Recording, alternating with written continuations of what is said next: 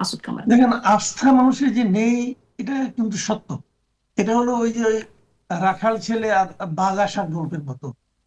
মানুষ বারবার তো প্রতারিত হয়েছে, দেখেছে যে পলিটিক্যাল লিডাররা, পলিটিক্যাল পার্টিগুলো নানা ধরনের প্রতিশ্রুতি দেয় এবং দেওয়ার পর বাস্তবে সেগুলো তারা পূরণ করে না।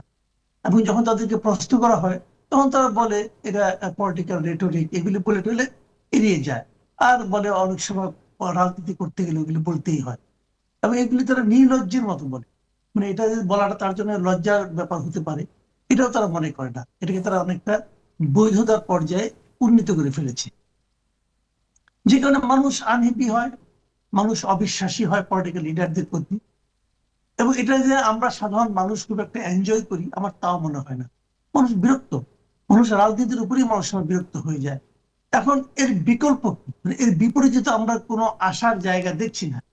যেমন ধরেন, আমি একটা উদাহরণ দিয়ে বলি যে এই আমাদের গত বছরের জুলাই আগস্টে যে আন্দোলনটা ছিল, সেই আন্দোলনটা কিন্তু এই মিথ্যাচারের রাজনীতির বিরুদ্ধে ছিল।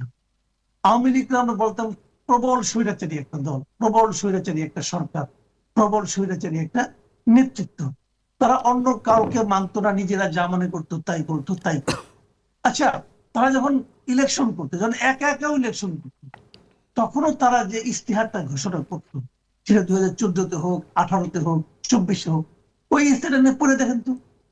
ওখানে কি বলা হয়েছে যে আমরা একা যা বিশ্বাস করি তাই করব, আমরা অন্য কোনো দলকে স্পেস দিব না, আমরা স্বৈরাচারী আচরণ করব, আমরা মানুষের ভোটের অধিকার কেড়ে নিব? কোথাও আছে?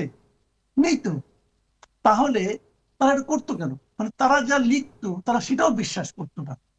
মূল ঘটনা হচ্ছে এখানে। তো তার বিপরীতে আমরা কি চেয়েছিলাম? আমরা চেয়েছিলাম দেশে এমন একটা রাজনৈতিক পরিস্থিতি তৈরি হবে, এমন একটা রাজনৈতিক পরিবেশ তৈরি হবে, রাজনীতিতে এমন এমন শক্তি আসবে যাদের কথা এবং কাজের মিল থাকবে। আমরা তো এটাই চেয়েছিলাম।